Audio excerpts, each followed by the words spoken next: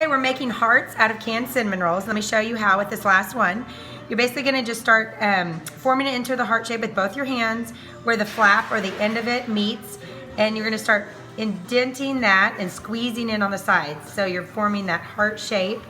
Just takes a little work, but once you get it there, it'll hold its shape as it bakes. So then just try and that's all there is to it. Then transfer them to the baking sheet and space them apart like you would if you were just baking cinnamon rolls. And then you'll come in and make sure they're just nice and squished together so it holds that heart shape. And you're ready to bake them. Okay, so here's the key to keeping the heart shape while they bake. Halfway through the baking time, about 7 to 8 minutes in, pull them out and give them a good push down at the top and maybe even a squeeze at the bottom to keep that heart shape in place as it bakes the rest of the time. I just use the end of a spoon.